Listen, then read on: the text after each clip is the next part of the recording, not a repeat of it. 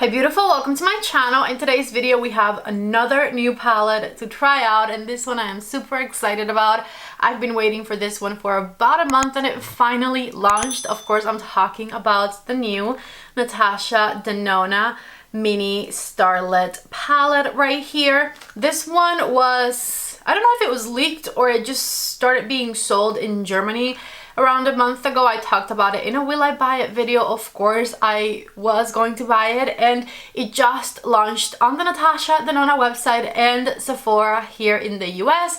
If you want to get it with a discount, you can get it on the Natasha Denona website. The link is down below in the description box, and I have a discount code for you. The discount code is PATTY15, and you can save 15% off of this one or anything else you want to buy on the Natasha Denona website. My code is PATTY15, and that'll save you some money. And then Sephora also has it. I don't think they're having any promos right now, but I'll leave you the link to the Sephora website down below in the description box as well. I'm super excited to swatch this one and try it. In today's video we're going to do two looks with it, and it looks so different from picture to picture in my opinion. I haven't gotten it out of the box yet, so what you're seeing is what I've seen, and this looks more like the pictures I saw on the Natasha Denona page and online than some pictures I've seen of other people, because I feel like in certain light it can look almost like a warm palette, but in here at my house it looks neutral to cool toned, with the exception of like maybe that shade right there. Let's get it out of the box. Let's start trying it. Let's start swatching it. I love color stories like this one, and I'm very excited to swatch it because a lot of the feedback was that this was not going to be able to be used by people who have tan to deep complexions, but it looks a little darker in real life than it did on the pictures. I feel like the pictures on the Natasha Denona website kind of washed it out a little bit. It made the undertones look like they look to me right now, but it did wash out the intensity of the shades a bit. I'm also excited to see that at least one of the shimmer shades looks very metallic, which you guys know I love. Let me show you guys what this looks like up close, and my lights are also washing it out. So see, like if I put it back here, my lights are set up to make me look my right color from this distance, right? So when I put it super close to the lights, it does kind of wash it out a little bit, but take a look at the intensity of the shades from back here. It looks a little different, and then of course when we swatch it we will actually see what it looks like. It's so cute. I am so excited about this one. I feel like this color story is right up my alley. I do love me some cool toned mauvey purpley shades, and I just love how whimsical this palette looks. So let's just go for the swatches. I need to calm down. New cute palettes just make me so excited. One thing I love about these Natasha Denona mini palettes is how travel friendly they are, and I love that in this particular color story she put 3 mattes and 2 shimmers. I feel like that's a really good ratio. Here are the finger swatches of the first 4 shades. We're still missing the darkest one. This is the color Nude Mauve, which is a creamy matte formula. Then the sparkly shade is called Galaxia, and this is a like metallic finish. Super pretty. The color Vega next, which is kind of like your transition-y type color, and this is also a creamy matte. I'm gonna turn my hand here so you can kind of see the color better. It's like a peachy color. And then the 4th color is the shimmer shade, and that one is called Rhea right there, which is I think the warmest color in this palette. It almost looks like a coppery type color. It's actually more like a shimmer peach shade rather than copper. Here is the finger swatch of the last color, which is like a super taupey purple shade. It's called Percy, and it is a creamy matte. Did I say that already? It's a creamy matte. I just went back a couple of times to build it up so you can see the intensity of that shade a little bit better. And so you can take a look right here at the 5 shades of this palette swatched. As far as the intensity of the shades and the color story, I think this palette, because this shade does build up and does go pretty dark in my opinion, I think it'll be flattering on everyone from fair to dark complexions. Deep, maybe not. Maybe deep would be a stretch. But I'm sure tan complexions can use this palette, and dark complexions can possibly also get away with using it if this is a color story that you like.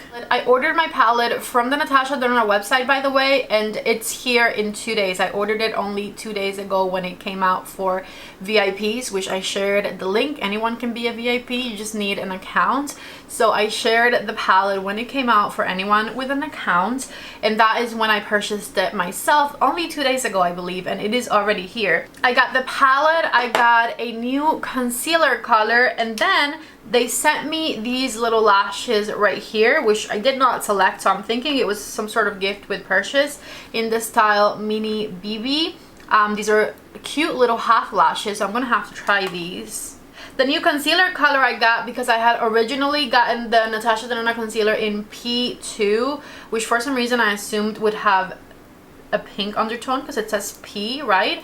But it actually is a color that tends to be a bit too yellow for me, and so I feel like I haven't been enjoying the formula of the Natasha Denona concealer because I have the wrong color. When you have the wrong color in something, you just don't want to reach for it. At least that's how my brain functions. I haven't wanted to reach for the Natasha Denona concealer because the color was way too yellow for me. So I got another one, and this one is in the shade N4. It is the one that I am wearing today, and I loved it. So if we are shade twins, you can do N4 if you want it to be kind of the exact same color of your skin, or you can actually go down to N3 if you want it to be a bit more brightening. N4 is what I have on right now. It seems to look good, but I could also go a little bit lighter.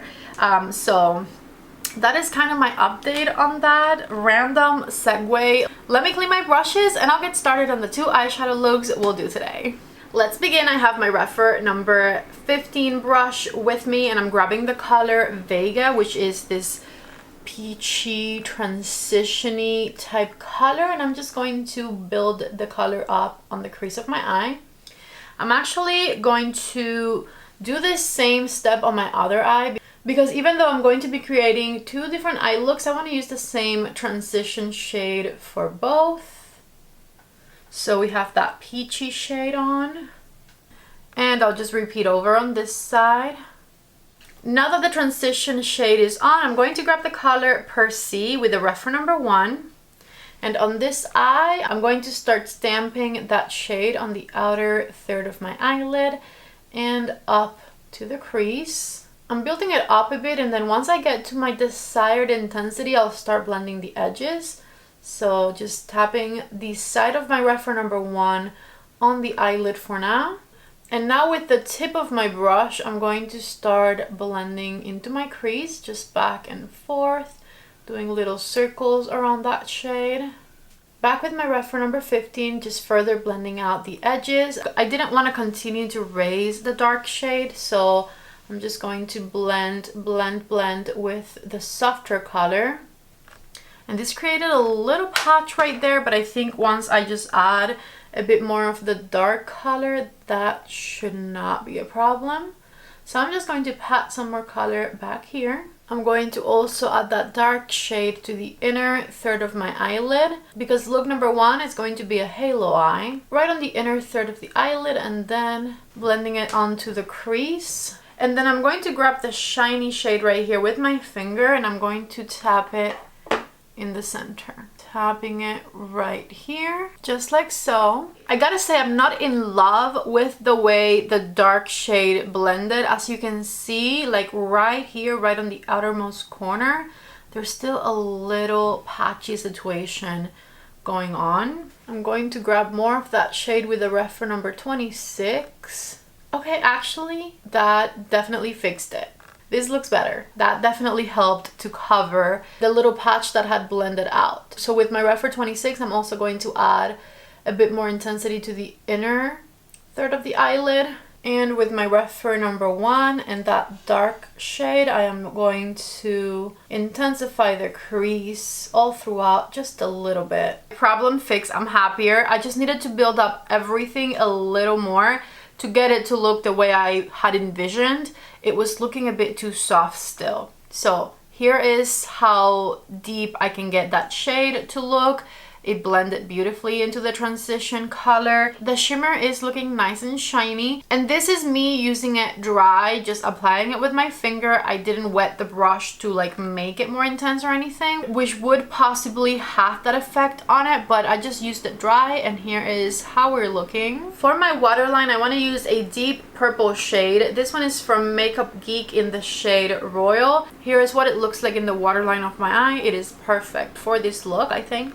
So if you have a deep purple eyeliner, use that one. I'm going to use the same dark matte color I used on top right underneath my eye here in between my lower lash line. And with the reference number 13 and the transition color, I'm going to soften that up just like we did at the top. We're just kind of mimicking what we have going on at the top. So just back and forth with my number 13 brush. And here's how things are looking before I put on any mascara or lashes. Before I do any of that though, I want to move on to look number 2. So far we've used the transition shade on both eyes, and then on this eye I used this shade and this shade. So for look number 2, I'm going to use the shades that I have yet to use, which are this one and the peachy shimmer. I'm going to grab a reference number 1 once again, and I'm going to go into the shade Nude Mauve and blend that shade onto the outer V of my eye back here. This one, as you can see, builds up nicely, and it's much warmer than the shade over on this side. So I'm just building and blending right back here, just making it nice and smoky. And with my finger, I'm going to grab our peachy shimmer shade, which is the color Rhea. And I'm going to start stamping and swiping that shade all throughout my eyelid area over on this eye, just covering as much surface as possible here all throughout the center. And with the reference number 28, I'm going back to my shimmery sparkly shade that I used for the first look called Galaxia, and I'm going to add that one to the innermost corner of the eye. And with my reference number 28, I'm bringing it in around halfway through the crease to define the eyelid area a little more with the sparkly color. This look over here is a lot less unique because this is the special color of this palette. This is the one that is more unique, I think, that we don't find as often in other palettes. And the peachier shades, I'm sure we have a lot of, but you can also get the peachy look with this one. Let's go under the eyes. So I'm just going to grab Nude Mauve on a reference number 13 brush, and I am back and forth, carefully running it in between my lower lashes. I went for a warm waterline color this time. This is Glossier in the shade Kiln. And so before any mascara or lashes are applied, this right here is look number 2 with this cute little Natasha Denona palette. I actually really like the way both of these came out. Both of them blended beautifully. I am not mad. I did have to go back and build this purpley shade with a more precise brush, but the end result, I think it's beautiful and it looks nice and blended, and any concerns I had went away once I did a little bit of building off the color with the more precise brush. So I'm definitely happy with both of these eye looks and how the palette performed in general. Let me go ahead and put on some mascara, and I'll be right back to give you my final thoughts. I'm back, mascara on, and these are my finished eye looks right here. Here is look number 1 with mascara on, and look number 2 over on this side. I honestly really love the way both of them came out, and let me tell you everything I just applied to my face, because I did a few steps. I did the new Anastasia Beverly Hills mascara, which is amazing. As you can see, all of the products that I have on my face are, as per usual, listed down in the description box. I applied my Pat McGrath in the shade Flirtatious. I wanted to grab products that would match both of the eye looks, the cool toned eye look and the warm toned eye look, so I went for like very neutral shades. So Flirtatious from Pat McGrath. The lip liner is my Anastasia lip liner in the shade Mocha, and then I grabbed this gloss from Pat McGrath that matched it really beautifully, which is in the shade Flesh Fantasy right here. So see, like, I feel like even though it's a bit warm, it still matches the cool toned eye look, especially because it does have the warmer crease. And then all of these, of course, also match my warm toned eye look over on this side. let's go on to my final thoughts on this little palette right here. Quality wise is what we've come to expect from Natasha Denona. The creamy matte shades are super soft, super blendable. They build up really nicely. I feel like shades like this taupey purple right here are a bit tricky to do. I feel like these shades are consistently tricky throughout all of the makeup brands, and I think Natasha did a good job with this one. I will say, as you saw, I had to go back a couple extra times to build it up in order to get it to look the way I had envisioned it looking, but we got here. And so that is what matters to me, because sometimes with these types of tones of shades, they just look patchy and there's no way to fix them. So I am very happy that we got through that and that I got the look that I wanted. And so for that reason, I do really like this palette in particular, because if you take away that shade, you have a very average looking color story. The rest of the shades in this palette are not that special. They're not super different when it comes to Natasha Denona or palettes in general. This is, I think, the shade that makes this palette a little bit more exciting. So I was very, very happy to see that it works nicely. The metallic shade is nice. It's got nice little sparkles in it. Do I wish it was a little bit more intense? I totally do. And I also wish that this peach right here would be more sparkly, but that is just me and my makeup preferences. This is overall a fantastic palette to have for daily wear, because this is going to give you some really beautiful natural looks. The most dramatic look you can get with this one is this right here. Everything else that you create is going to be a lot softer and a lot more wearable for a daily basis. It is a great, fantastic little travel palette. I am going somewhere this week, which you guys will see over on my Instagram account, so make sure you're following me on there. So I'm going on a trip this week, and I'm definitely going to be taking this one with me because I want to continue to play with it, and it is a super cute, super tiny little palette. So do I recommend it? If you're into this color story, I absolutely do. Don't forget to get it from the Natasha Denona website. They have amazing shipping, and you can get it 15% off with my code Patty15. One more thing I totally forgot to mention. Oh my god, I feel like I would have gotten in trouble if I didn't say this. All of these shades, I think, for the most part, are already existing shades. If you have the Lila palette and the Star palette. The Star palette is one of the very expensive ones, like the ones that are, I think, over $200, or at least like $160 or something.